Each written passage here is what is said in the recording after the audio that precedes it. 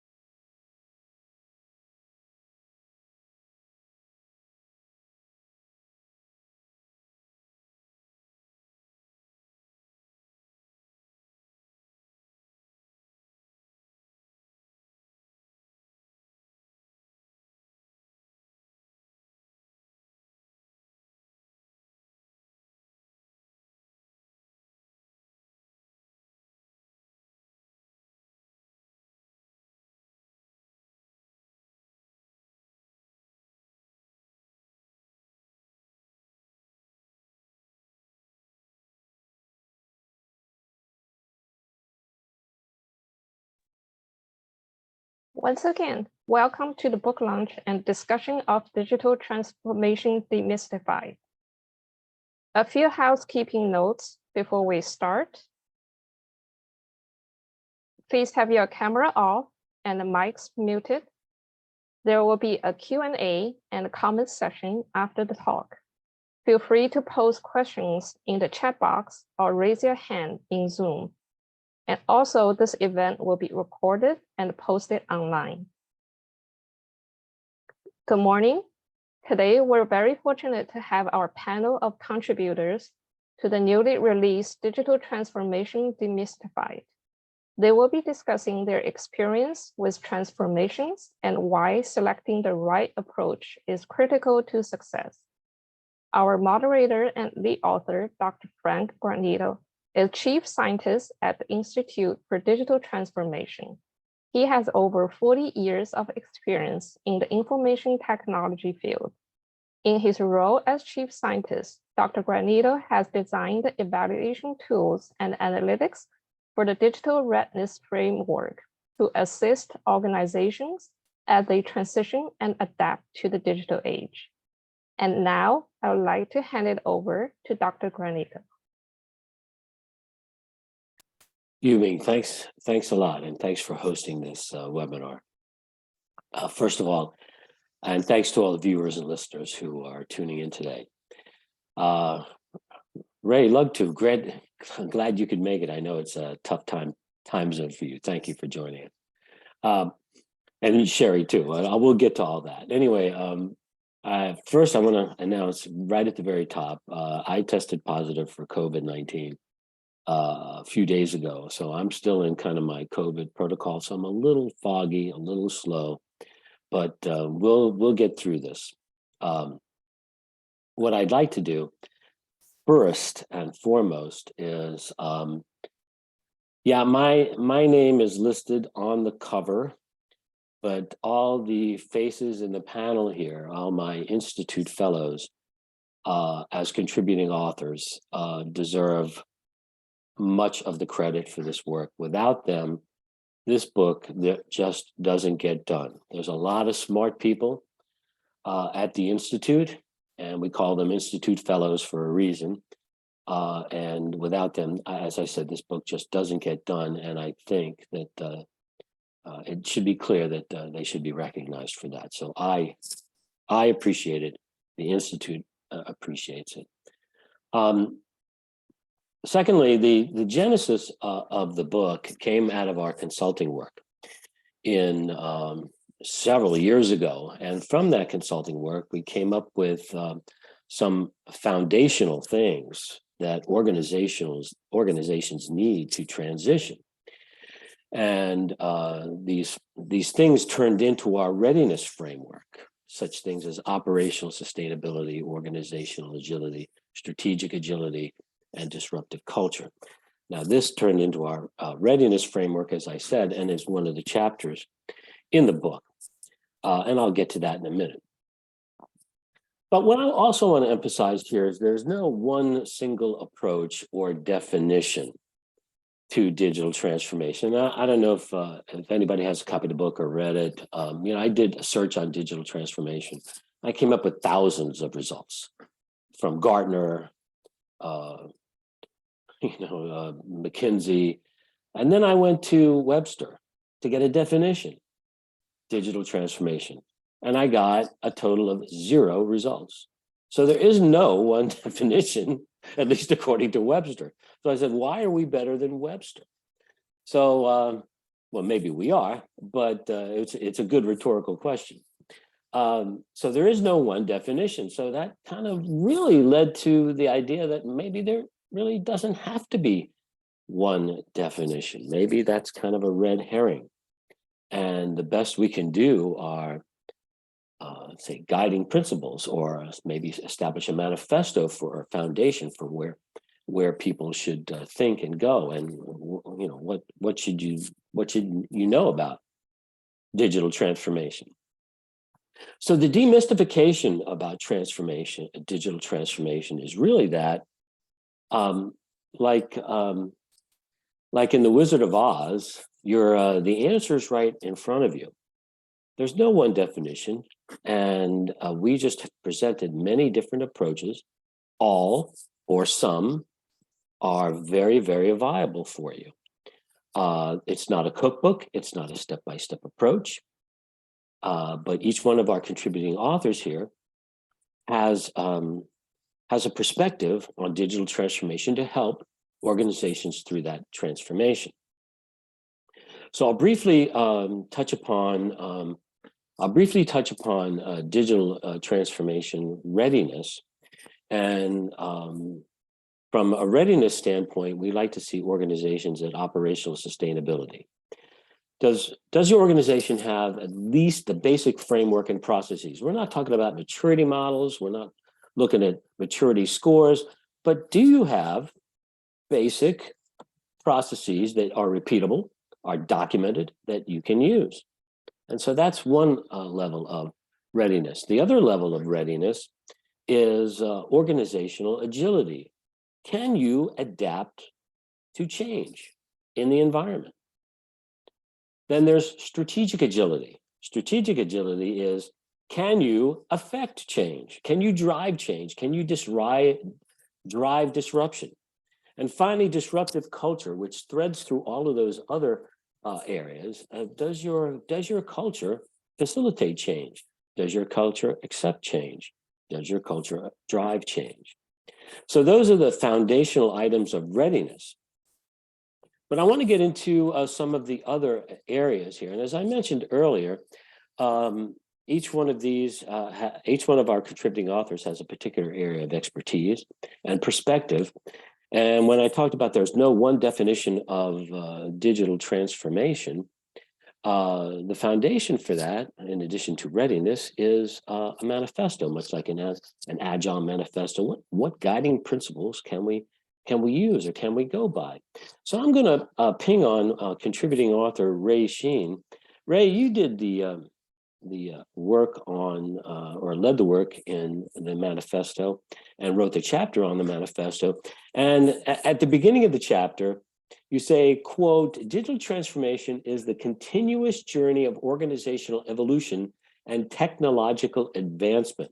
So I feel like I'm at a political press conference, and you've just given me that really nice, you call it rather abstract, I might even call it obtuse, but take me down another layer here. Answer the question for me. What does that mean? Sure, happy to do that. And I just want to, for the record, note that Jessica is the one who actually led the manifesto development, and other members, in fact, other authors here helped us in writing that. So while I was one of the authors, I was only one of many. But okay. let's take a moment. Before you go on, okay, though, you'll see by the culture of our organization we defer to all the other smart people in the room, and there's nobody who's going to take ownership of one particular thing. So if you talk about a disruptive culture, and you're looking at one right here. So thanks, Ray, for letting me interrupt you. Go right ahead. Okay, not a problem. You know, before doing consulting work, I worked in both government and industry. And one of the things that we always tried to achieve was stability. We wanted stable processes, stable products, a stable market segment, a stable workforce. Stability was the goal. And that's how we measured successful management, was getting this point of stability and keeping it there. And in a digitally transformed organization, that changes. In the stable organization, we didn't want surprises. But in the digitally transformed organization, surprises are happening all the time. And so that's what, when we're saying the journey of organizational evolution and technological advancement, it's because we're not just reacting to these changes, we're embracing these changes. In fact, in the manifesto consists of 8 tenets. In the manifesto, several of those tenets very much focus on that element of change and working with that change. Things like we proactively embrace change, where they have the agility to pivot quickly.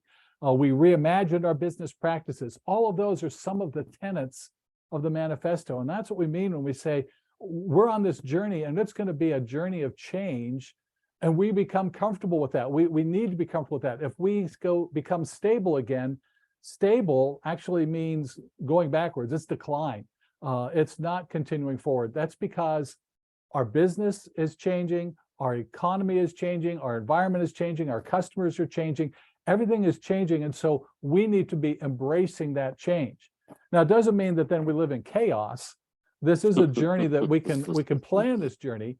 So we had other tenets, for instance, like we have a purpose-based value, and the customer experience is at our core. So our value doesn't change, and we're still striving to take care of our customers, to work with our customers, but recognize our customers' expectations are also changing continually. Your customer's expectation of how they're going to interact with you is probably based on the last organization they interacted with, whether it's online or in person. And so they're constantly ratcheting up their expectations. We have to be constantly adapting to that. Hopefully that explains a little bit about the journey. It is a continuing journey. There's not a destination. We're moving constantly, embracing the changes and working within those changes, accepting them, not running from them, not resisting them, but rather leveraging them in the work we do.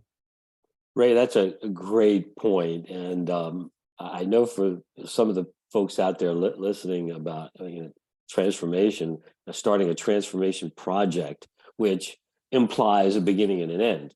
But it is, I'm glad you brought that up. That's an emphasis. It is a constant journey. And one of the things you said reminded me of an organization I used to work for. When there was a meeting scheduled for, say, 10 o'clock, if you were on time, you were late.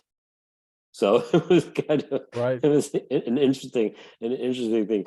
Sherry, I want to ping on you here next, because Sherry, if you don't know, is from New Zealand, and she was kind enough to get up at a wicked time, and you handled the neuroscience of transformation, which I found fascinating. Rather than ask a pointed question, so what will people listening, what will they get from your chapter on neuroscience? Please tell me that. Well, greetings from Auckland, New Zealand, what we like to call on top, down under. And, Frank, I submajored in industrial psychology, and I've always been interested in work as the vehicle for human evolution. And that word came up in your introduction and in what Ray was talking about, is, when you involve people with problems that you need to solve, the collective intelligence is mobilized. It's kind of what we call in America's Cup yachting terms, you get a foil lift. And everybody listening has probably been in transformations that get stuck and those that absolutely fly. And so we have to realize that organizations can't truly transform faster than people do. And listening to Raymond speak, I wondered if the manifesto should become a kind of recruitment tool whereby as people come into the organization, you're filtering them through these tenets to see whether in fact they will carry you into the future that you need. And really understanding human constraints to digital transformation is so important because you talk about constant change, Ray, but the human being goes through a little bit of fight or flight with uncertainty. And you might feel you've got the plan firmly in place, but it can be experienced as chaos by certain parts of the organization, which means that physically and mentally they just go to that safety place and they're not prepared for that agility that's needed. So I think that's what the chapter helps people understand, is what's happening physically and mentally for people as they go through this, and how they can help them hang on to that purpose as the anchor and stability that just helps their brain to do its creative work. Interesting. That's fantastic. I find that absolutely fascinating. So Roy and Jessica, you both talked about kind of the both sides of the same coin. Roy, you talked about the customer experience and customer experience design, and Jessica, you talk about client engagement and the customer experience and customer success, et cetera. So it's kind of two sides to the same coin. So Roy, I want to start with you, and maybe you and Jessica can kind of, I'll prompt you, Jessica, but kind of you can complement each other in this. Roy, in your chapter, you mentioned the difference between customer experience and customer experience design. What, in your view, is the key difference that is often overlooked by organizations in their customer experience efforts? In all kinds of work with customers, traditionally we refer to the outside-in view as opposed to the inside-out view. Inside-out meaning from your point of view inside the organization, in your department, in your whatever. You're looking out and you say, okay, we're going to do this, this, and this. Outside in means, okay, what do the customers expect? What do they want? Et cetera, et cetera. So one of the key elements of customer experience is the inclusion of customer perceptions. And without those perceptions, we'd be talking about customer experience design, the way we would like things to work for the customer, the way we think it will work for the customer, as opposed to the way the customer actually experiences it. So now in the digital world, we can actually get information in real time or very close to real time using sentiment analysis, and get information from the language the customer is using as they're working with an agent, whether in text or in speech. And that information can be fed into metrics or into AI-driven virtual coaching for the agent to get prompts to work with the customer, to use specific language that mirrors theirs or to respond to them, et cetera. So we have digital tools that are enabling improvement in the business processes. And that, for me, is the key to this transformation. And I'm sure that Jessica has similar experiences from the client engagement perspective. Yeah. And Roy, so you'll continue to excuse me, I'm still a little under the weather. Roy, I think that when you talk about that, we really must emphasize, and I think you touched upon it, that digital transformation is not necessarily about the technology, and you touched upon it. Your quote is basically, the technology enables us to drives our change in our processes and how we deal with customers. So that is really the essence of digital transformation, not technology. So Jessica, I'll just pop over to you here. You talk about client engagement, customer experience, and customer success, kind of another flavor of what Roy was talking about. These concepts have been around for several years. So why this, why now? And I love asking that question. I'm like, why this, why now? So take us through that, if you don't mind. Well, I think it ties not only with what Roy just said, but Sherry and Ray as well. I mean, culture is everything in this. So obviously we want to make sure we understand the customer's perspective, and we want to create a relationship with them that provides them value. I mean, that's really the goal.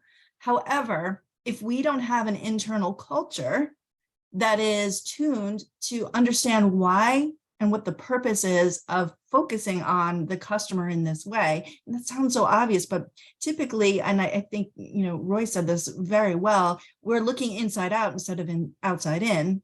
And we really need to make sure that we're thinking about the effect on the customer and what they're after. And our purpose internally needs to be tuned to that. And getting an organization to a place where they're not just doing their job. I mean, people work hard, they're busy, they're doing their very best, but to what end, right? Just to complete the tasks, or because we have a higher purpose that we are going after, and that higher purpose has to tie to the customer, particularly in a transformation, because the whole point of our existence is to deliver some sort of value to the customer. So really putting a program together internally to get everybody on board, to make sure they understand what that purpose is, why this is important to them individually, to care about the customer and think about things from the outside in versus what's going to be easy for me and doing my work and processes. That's really critical, in my view, for successful transformation. I think it ties very well with what Sherry had just discuss with you. Excellent. Yeah. And we had a cool discussion, I think, at our last fellows meeting just this past Tuesday. And I think this ties together. We talked about leadership. And, it's my philosophy that really culture is driven by leadership. And it's a significant factor, which leads me to talking to Jeff Ton. You wrote a chapter on leadership. Basically, you focus on leadership, and I just find this topic so fascinating. Anyway, you chose the topic of the metaphor of Lewis and Clark. So why use historical figures? What was so Lewis and Clark? What was so significant about this, and what lessons can we learn from the Lewis and Clark expedition?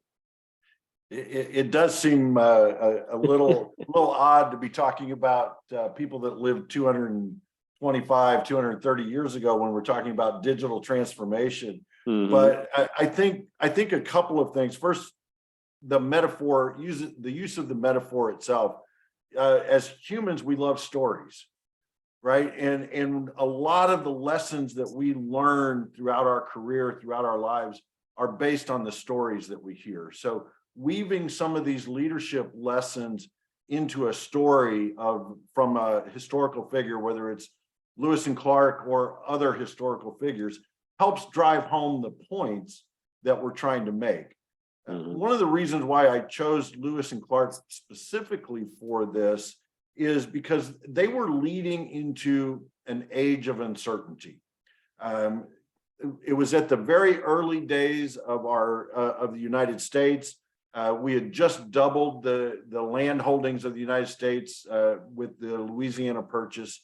And it was not really clear whether the United States was going to continue as a nation going forward. So you find them at this very uncertain age.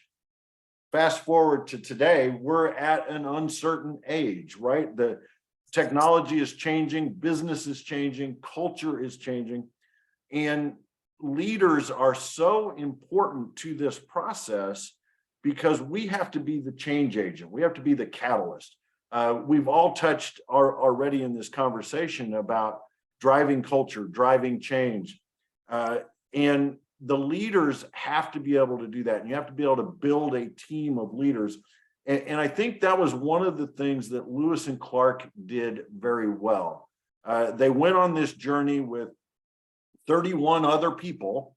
And yes, it was, at that time, it was a military expedition, and we could go into all of that. But very soon after they head out into the wilderness, you find great examples of everyone on the team stepping up to be a leader. And they were able to create this cohesive unit and accomplish something that others before them had failed. We're talking about leading a digital transformation, and that it's a change in culture, it's a change in approach. You have to be able to lead in a time of uncertainty. And that's the lessons that we can pull forward from the Lewis and Clark expedition and the way they were able to do that and use them today. Interesting. So I know we went over kind of a treatment for this, and you guys know kind of what I'm going to be talking about, but I'm going to call an audible here. And it's just because I just thought of it. Jeff, I'm gonna ping on you, so work with me here. Did the mission change or alter? The original mission, I believe, was to find a northwest passage to the Pacific, or to right, but they were really unable to do that because they had to carry their equipment over land. So did the mission change throughout? So I'm sorry for putting you on the spot, but this I think goes to how, you know, plans may change midstream and we have to adapt. So help us out there. Well, they had multiple missions. Thomas Jefferson laid out this vision of what he saw for our country, for the United States. And so, yes, one of the goals of their mission was to find a Northwest Passage. They were unable to find one because one doesn't exist. Right. Right. But they were also supposed to make contact with the native peoples. They were supposed to document the flora and fauna yes, and the animal life for scientific purposes. So while they didn't succeed in that Northwest Passage, they definitely adapted as they went through the expedition. There's a great story on their return trip. They decided to divide into 4 groups. Still very much in a time of uncertainty, but Lewis wanted to go explore a certain part of the country that they didn't have the opportunity on the way out, because he wanted to advance the mission, and he had knowledge that Jefferson could not have had, right? And so they were faced with this choice of, do I go back and ask permission, or do I take a leadership stance and lead into the unknown? So yes, it definitely, just like a digital transformation initiative, the overall goals may maintain, but the way that you reach those goals may change. Yeah, they had the agility to alter their strategy or tactics based on information they gathered throughout the journey. So I think that's what I was kind of trying to draw out. And it reminds me very quickly of the Apollo 13 mission, which is similar to that. Yes. Which I mean, if not, you're not familiar with that, a disaster happened in space, but there were three missions, 3 goals to that mission. One was to land on the moon, return the astronauts safely to Earth, and scout the next landing site. Even though it was a quote, a disaster, explosion in space, they accomplished two of those goals, which is really, really interesting. Now, when we get into transformation and we talk about agility, Hans, I know you talk about agile transformation. So we've kind of folded these two things together, right? Agile and transformation. So how does agile transformation differ from regular, just plain old Brandeis digital transformation? Help us out there. Thank you so much. Hans Giller here from Stockholm, Sweden. So good to be part from Europe here as well.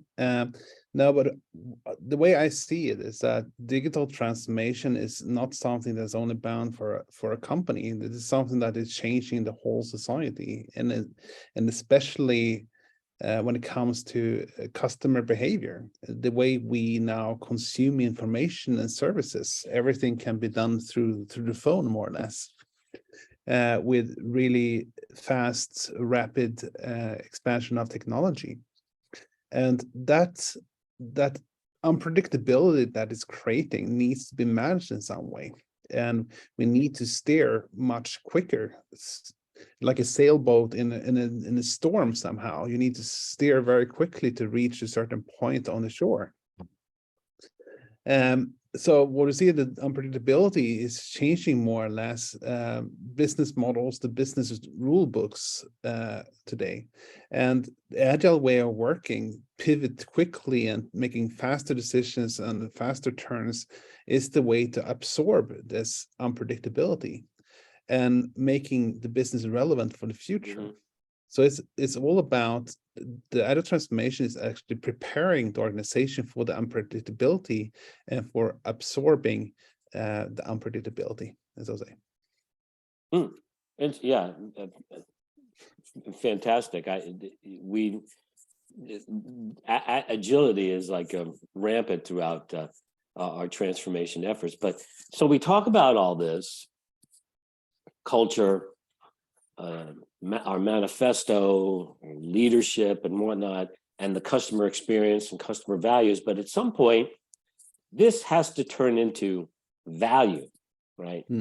So otherwise, we're just checking boxes, right? So John Thorpe, you wrote the piece on value, but I want to ping on you specifically. In the opening of your chapter, you talk about, quote, the labeling problem. Could you elaborate on that, or give us what's your value prop here, and what's the labeling problem? You're on mute, John.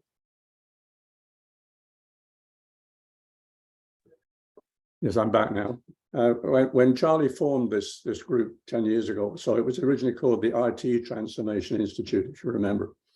And I suggested to him that we needed to reframe this and call it the Digital Transformation Institute, because that would get the technology out of the view. Well, that didn't happen. Unfortunately, IT is still in the middle of the word digital. And all too often, because those letters are there, much of what we talk about today as digital transformation still primarily focused on the technology. And that's really the least important part of this. You know, it's about fundamental business transformation. And we have to understand that and all the change that is involved in that. We've all talked about we don't want to prescribe processes. In fact, my chapter outlines about 10 processes, but they're intended to be a guidance, not a cookbook. These are the things that actually you do have to do to achieve the outcomes, but you have to do them, as often been said here, in an agile way that fits with no organization is the same. So you can't come in with a cookbook. One of the problems we have in this space is that everyone goes and takes courses on this stuff and thinks, say, we do boom, boom, boom, boom, boom, and it works. It's nothing to do with that. It's changing culture and behavior in organizations. And that needs a much greater understanding, a much greater flexibility in applying this stuff. I think I described 10 processes. There are 3 core ones, which I call P3M, project, program, and portfolio management. And unfortunately today, if you look at organizations like APM, the Association for Project Management, or PMI, they lump all of those under the project label. That's very misleading. Only project management is under the project label. It's for project managers to deliver capabilities. Program management is for business managers, business owners to deliver change. And portfolio management is for the board and the executive to determine where they want to go, what's important, and to ensure they're getting value. They're picking the investments to create the greatest value. We zero in on just building projects without that preface. We do 2 things wrong. The executive don't take the time to define what they want, to understand what they want, and how they'll measure they're getting it. And they don't involve the victims, the people who actually know what needs to be done, and just dump it on them. Yeah. So we have this void, and we have it in the middle, and we don't do enough work up front, and we don't do enough back at the back end. And ultimately, this comes down to culture and mindset. We've been throwing this around here. You know, in simple terms, culture is essentially the way we do things around here. Well, fundamentally, we have to change that. So culture starts off as the biggest obstacle. And you then have to redefine that culture. That's the way we're going to do things around here. And you have to challenge every aspect of the organization, from its mission, from its values, from its processes, its leadership, how you organize. And that's all on the table.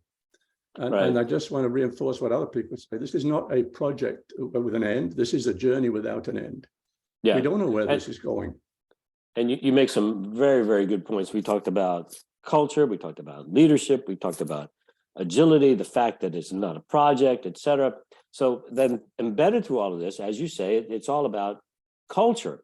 And 𝓕𝓻𝓪𝓷𝓴, from our colleague from the Philippines, you dedicated your chapter on organizational culture. So I wanted to finish with you because the culture is the overall thread here. So so I'm kind of ad-libbing here with you. Given what we've talked about, bring us home here with organizational culture, please. Yeah, thank you, Frank. So this is 𝓕𝓻𝓪𝓷𝓴 from Philippines. And that's right, Frank. All the contributing authors spoke about culture. Everyone touched on culture. Like agility, customer centricity, values. But interestingly, when we review literature and research out there, there is scant literature on the link between culture and digital transformation. While we talk about culture as an enabler, there is limited studies out there. So that's why I spoke about culture transformation. I did review some literature and contributed some of my company's research on the role of culture. And culture indeed is the enabler of digital transformation. And what specifically I wrote in the book is an innovation culture. Like what components of innovation are needed to enable a digital transformation. And I spoke about the 6 building blocks of innovation, like resources, processes, success. And then there are the soft components like values, behaviors, and climate. I ran this survey, the building blocks of innovation in several companies in Philippines and in some parts of Asia. And what I discovered is that there is a correlation between innovation quotient, how innovative an organization is and how innovative the culture is, and the digital maturity of an organization. So there is indeed a link between culture and digital readiness and digital maturity. Yeah, and that's important for people to know. And so what you've, thanks, Ray, I appreciate that. So what people should know, listeners and readers should know, is that just to sum this all up, culture is an overriding factor. Technology isn't.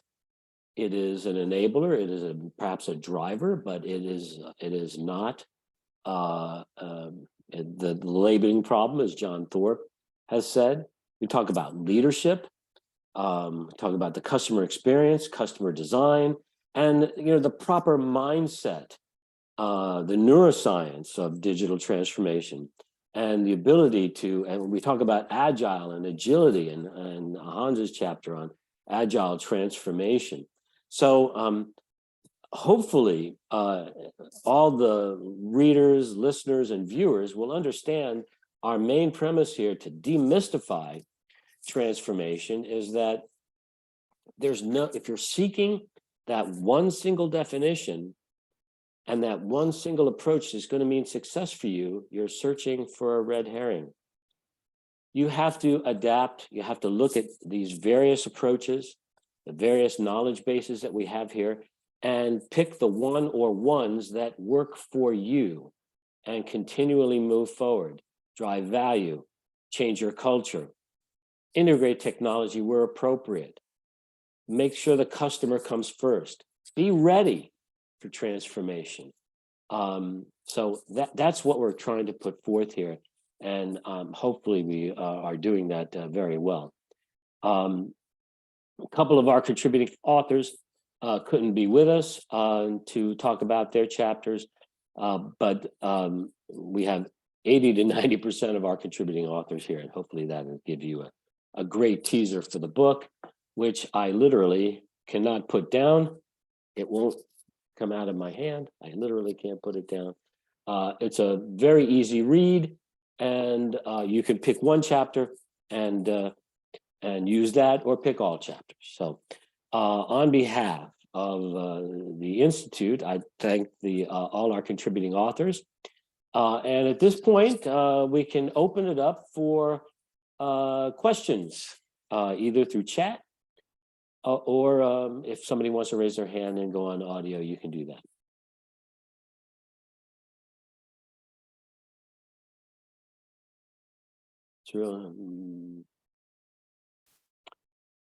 So we have a chat question here. It's a real shame that organizations don't attribute budget to culture. When one raises the point that culture is key to successful transformation, i.e. adapting to change, how my role will change. What does this mean in terms of everyday work? The teams I now need to engage with, etc., often requires opening up of departments, introducing collaboration models, things that don't exist. So it requires a lot of energy, and people to help facilitate this. Well, nobody said it was going to be easy, right? If it was easy, everybody would be doing it, and we wouldn't need to write this book. I mean, anybody who's worked in a large organization has been involved in inertia, right, of an organization. I mean, it's like trying to change the course of the Titanic. So I'm not sure where the question is in this, but I'm just kind of empathizing with you on that. Frank, anybody else? Go ahead. Mentioning that some of the projects, although not a project, a journey that I've worked with that have been most successful have put the culture piece as a separate piece of work, and the budget, the time, the resourcing was put into that to make sure that the culture work was done, and that's very much in terms of that that listener's point. Frank, I'd like to just add to that too, and this is very much really the chapter that I have presented to everyone deals with this, not so much on the budgetary standpoint, but you do need to make sure that the executive team all the way up to your CEO is bought into the fact that this is important to his or her organization. And a lot of times the honest answer is, if you do this, you will gain revenue and customer satisfaction if you do this right. And so there is value in a monetary sense for the company to do it. And in their reputation, there's value in that as well. So if the executive team can be clearly bought into the concept that this is actually going to deliver them the numbers that they're after and the satisfaction from their customers, you can start to build a program around that and get systematic about how you can deliver that across the organization. Yeah, and you make a good point that sometimes it has to be revenue driven, but are there other non-revenue benefits to this that we could make to the exec? Mr. Thorpe, go right ahead. You wanted to contribute there. You're on mute, sir. Share his point that if you don't, my experience is if you don't get all the stakeholders involved in this at the beginning, and by the way, it's not getting the leaders interested, it's getting them to take ownership of it. And if you don't get all the stakeholders involved and engaged, it's not going to happen. If you do this to people, it won't happen. You need to, when I've done stuff like this, I've insisted that the team has representations from every affected area, and that those team members engage every employee in that area to get their opinion on what should be done, because quite honestly, they have a better idea than the guys at the top. And if you don't take the time, and it does take time, to both get the ownership of the executive and the engagement of those people, you're just wasting your time. Yeah. If for those viewing in and listening, if you check the chat, we've had actually a couple of our Institute fellows who were not contributing authors because they've joined us recently. They've added some value. Somebody asked about some sort of assessment, but we don't do a maturity assessment. We don't really look at digital transformation as a maturity model, but you can assess your readiness. We do have intellectual property on that to assess your readiness. And Chuck Papagiorgio one of our other Institute fellows, one of the things companies don't get is that standard ROIC models don't work when developing digital intellectual property. So that's adding some value to that conversation. Any other questions, comments from our listeners and viewers?